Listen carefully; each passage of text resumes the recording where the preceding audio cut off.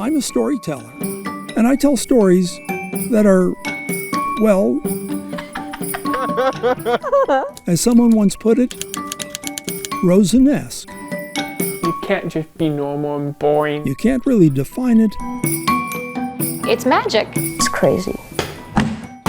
But you know it when you see it.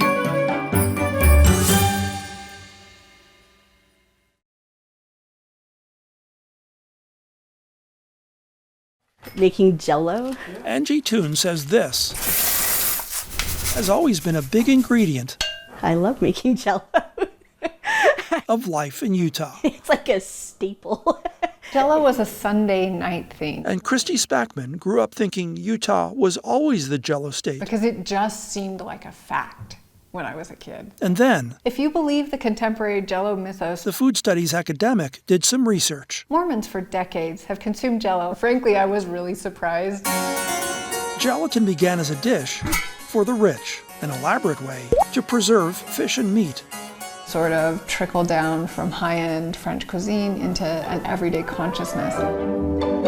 Refrigerators, packaging, marketing brought it home. The Jello program starring Jack Benny. With Radio comedian Jack Benny made his Jello sponsor Decide on Jello a because household name to the tune of 5 notes. Jello. Penned by his band leader Don Bester, Utah musician Kurt Bester's great uncle. You know, who doesn't remember that? It's just 5 notes, yet Yeah. it had such success. It's been ranked as one of the top 25 jingles of all time. Folklorist Eric Eliason says the rise of Jello followed big changes in American society and its kitchens. The rise of Jello follows the rise of processed foods, the rise of the American middle class. The 50s especially, I feel like Jello really came into its own in the 50s. Then it was a much simpler time. The Jello really reminds me of that. Cheese vegetable salad, a tangy cabbage salad. In fact, you have a history of Jello being associated more with Midwestern cities such as Des Moines, Iowa. Shredded cabbage, pimento, and dill pickles. You know, you had me when you said pickles. Then sales declined from the 60s to the 80s, and General Foods introduced the Jiggler. For me, Jello Jigglers are kind of the touchstone of my own childhood. Consumers ate it up. I think it was a game changer in a sense. Jigglers may have saved Jello. It divorced Jello from, for example, the idea of the Jello salad. It's after that, Spackman says, The late 1980s, early 1990s. that Salt Lake was named highest in per capita Jello consumption, that the legislature voted Jello its official state snack, that Utah got its Olympic Jello pin, and became the Jello state. Most people would say Jello is an integral part of Utah identity. You could probably even make the case that there is a stronger tradition of Utahns talking about Jello than actually making it. Just what all this Jello talk means Haha, look at Utah, that's so interesting and weird and strange. is open for interpretation. I think it says about Utah that we really like our sugar. Angie Toon, This is vintage Tupperware. whose kitchen It came with a modern flat top stove, and I replaced it with this one. takes you back 60 years, It reminds me of being a kid. It simply has a taste reminds me of old-fashioned homemaking. for another time. Peter Rosen, KSL 5 News. When Picasso said, "Lesser artists borrow, great artists steal," he could have been talking about the steel on Helper's Main Street. Today, Ben Steele channels Renee Magritte Bob Ross technique here of stippling and Bob Ross. kind of give it that soft atmospheric feel.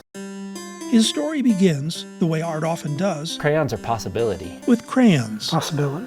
Yeah, what you could do with them. A young artist looking for material, colored with the masters. Inside the Lines with Diego Velázquez and Degas. Outside the Lines with Picasso. And Dali took the crayons way out there. He dipped his brush into that tried and true wellspring of humor, art history, and soon he had a career painting Hopefully we're creating jazz, you know. jazz. We're taking a little piece of this and that, A woman who's half Baroque, half pop art. and kind of incorporating those to make something unique. Keith Haring's Fish and Chips, and Mondrian's Motel. 3 Doubting Thomases. In the original, they're touching Christ's wound here to see if it's real, but now they're touching Thomas Kincaid's painting to see if it's real or if it's a print. And Brigham Young Getting his wives tattooed on. by not Norman Rockwell. You know, we kind of just refer to it, the piece, as Norman Rockwell, and We copy get paid to train myself in a sense. and learn. You learn the rules so you can eventually, hopefully, break the rules.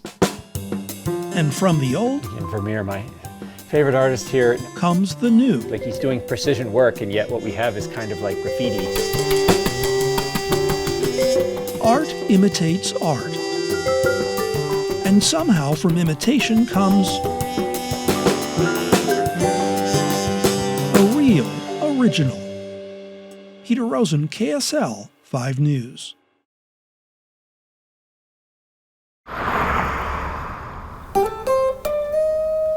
In Hiram, Utah, Larry Johansen sings On the road again, about unearthing a piece of his youth.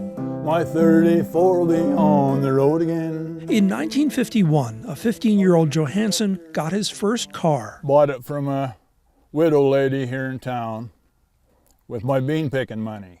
A 1934 Ford two-door. Took his driving test in that car, and he was on the road. So I was probably one of the first kids at 15 to be able to get a car. And Then Johansen and his parents saw a newer, fancier model, a 1937 Ford. He sold the engine, and what was left ended up in the town dump. Life went on. Johansen served in the Army, but returned to check on the 34. over time, there was more and more cars piled on it. He married Lou Dean and had 3 kids, but Realizing what I had, and kept looking back. this 34 always was in the back of my mind. And I thought, would it be possible? The old empty grave still down there. 50 years later, Tree in the middle, an old oil stove down inside of it. with the encouragement of his son-in-law, He wanted me to come down and take a look at it. And he said, if you want it bad enough, we can probably do it. Johansen decided to reclaim his car. So we worked on it for 3 months. Come and dig at it every weekend. We were throwing dirt up 6 feet, 7 feet over our heads.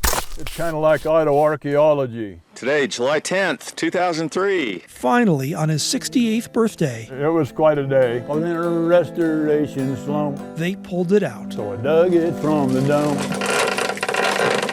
I turned my back because I didn't want to watch it get squashed. My 34 will be on the road again. He says it was just like tinfoil. A ball of tinfoil. Squished up tinfoil. That's just kind of what it reminded me of. After 50 years, Johansen went to work on the car lying underneath the refuse of the city, for what he thought would be 3 or 4 years. blood, sweat, and tears. Took a long time for him to unroll and All the people in the town said, what a pity, fit together, and that ain't pretty.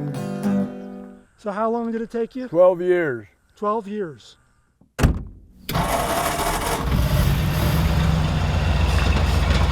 Now Larry Johansen, at almost age 80, hears an old familiar sound. There's something about a flathead V8 that just always purrs like a sewing machine. Has a memento of the night he and friends went out pilfering watermelons. That's the bullet hole here. There's something about, especially being that young and getting behind the wheel, and It gives you independence. yes, independence. I mean, it's a rite of passage. Right, on the road again, You can get your hands back on memories of your youth, on the road again. but sometimes I was in restoration slump, you have to dig dug it from the dump. real deep. My 34 will be on the road again. Peter Rosen, KSL 5 News. This just in. Japan attacks Utah with balloons. The sheriff tries to stop it and gets carried away 30 feet in the air Really up and down and up and down. with a bomb. Hard to believe, but it is true.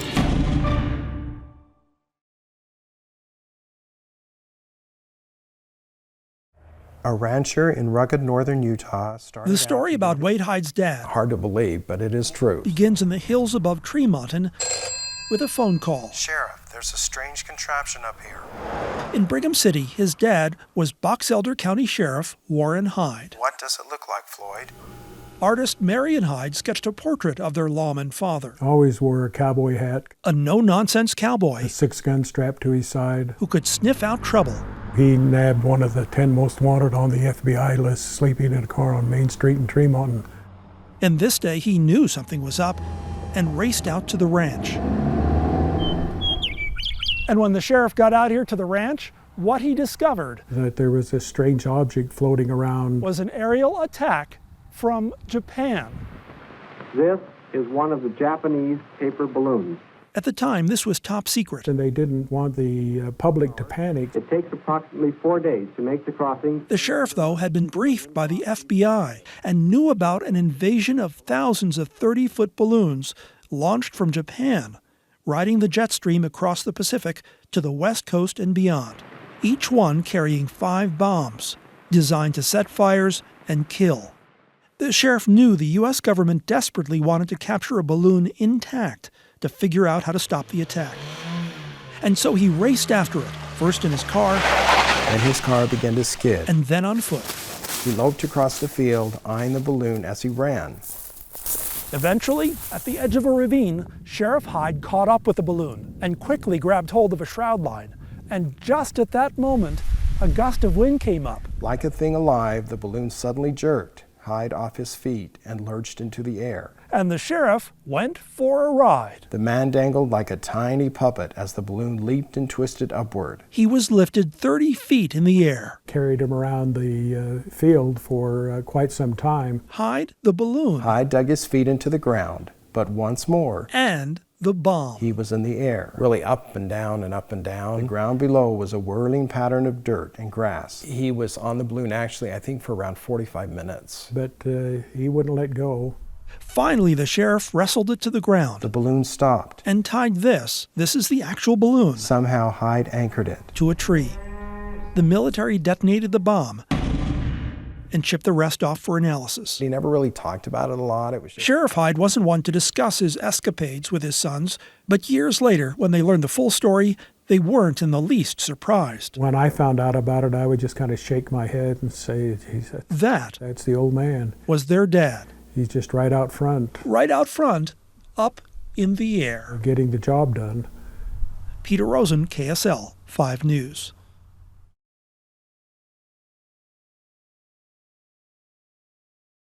We interrupt this program to bring you a special news bulletin. The Japanese have attacked Pearl Harbor, Hawaii. News of war. Was that on a Sunday? Changed the social landscape. I remember I was pressing a dress to wear to church on Sunday.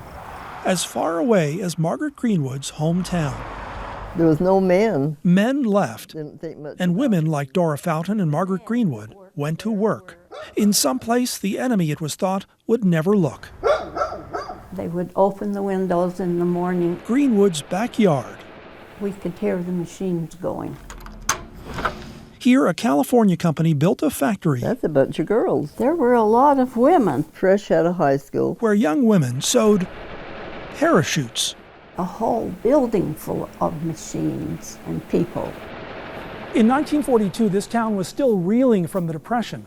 With space at these tables for hundreds of jobs, a parachute factory, these women say, was, in more ways than one, a lifesaver. Times were tough. They'd had drought, they'd had years of economic depression, and now they felt like they could hold on with these good jobs. Fountain could send money home to the farm. Money to plant seed, you know. And contribute to the war effort. I had brothers in the service. It was the least we could do. Saved a lot of lives. When their airplanes were shot up, it saved their lives. And we felt that every time we'd sew. San Pete County lost a lot of young men. Greenwood lost a boyfriend in a plane crash. And a lot of our friends that we danced with were gone. But inside the factory, the drone of machines drowned out sorrow. Yeah, it was something that they could throw their effort into when they were grieving, or this was an outlet. It was a happy time because we were helping. The plant, now an empty shell of brick and dust, produced more than parachutes. Like other wartime industries, it manufactured a new confidence among women. Yes, it did.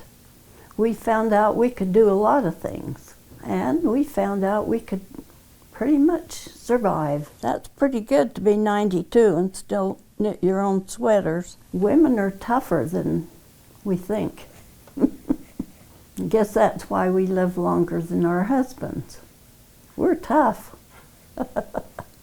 Peter Rosen, KSL 5 News.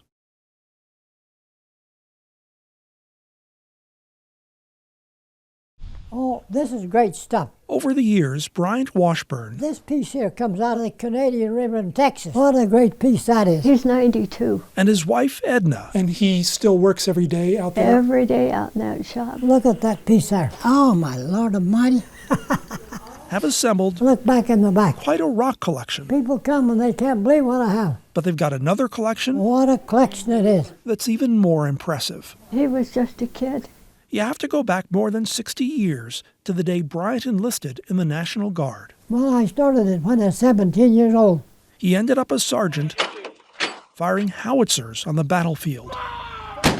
When the Indians got in trouble, they called the Fire Friends. That was us. The experience was something he'd never leave behind, and for years talked about hosting a reunion of local World War II vets. Everybody was getting so old that if we're going to do it, we had to do it. We had over 100 people come.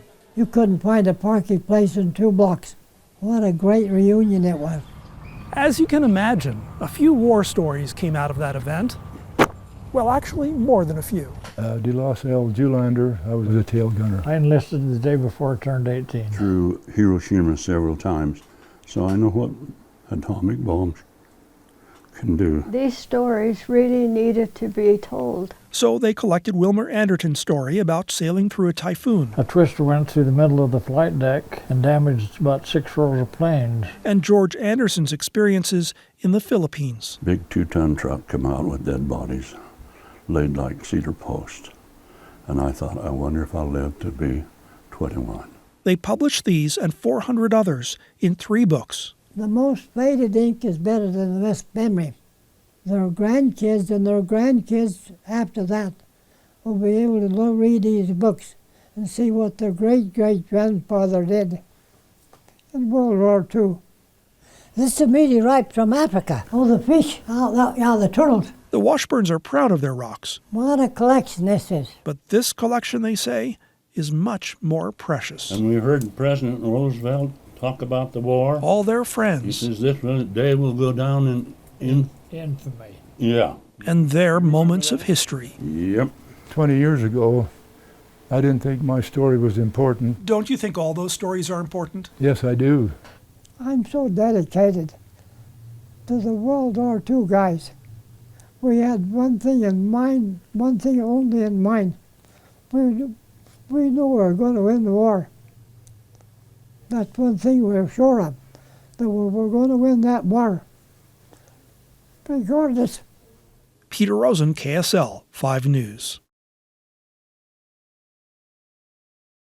Tell me about hearing about Pearl Harbor. Surrounded by family and friends, I was kind of angry. Dale Payton travels back in time more than 60 years. Your reaction to being inducted, you knew it was coming. Oh, yes. Dale Payton is 91 years old. He's losing his sight. Did you have any background in airplanes? His guide, retired English professor Don Norton. As far back as I can remember anything, wanting to be a pilot. That was a big thing in those days. It was.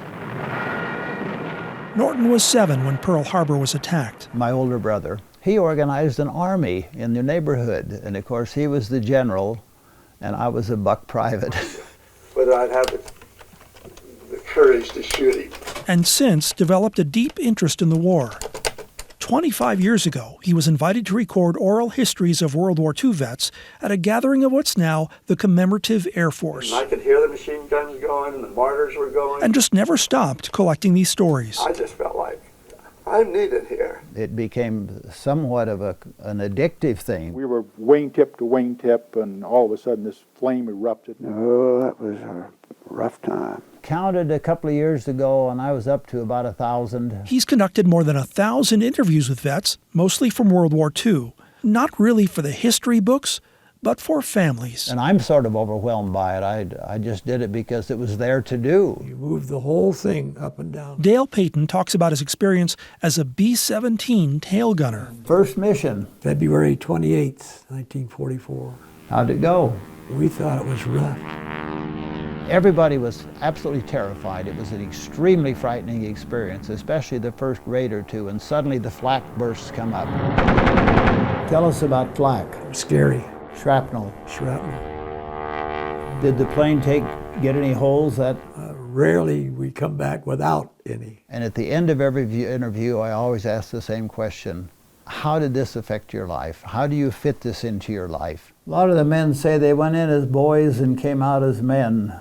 Not in years, but in their experience. Dale Payton, against all odds. When odds were, he wouldn't survive 15 missions. So how many missions did you complete? 33. Completed 33. If you completed all of your missions, you were very, very lucky. Sometimes you make your own luck. And he lived to tell the tale. If you shoot the other guy first. To Don Norton. Peter Rosen, KSL 5 News.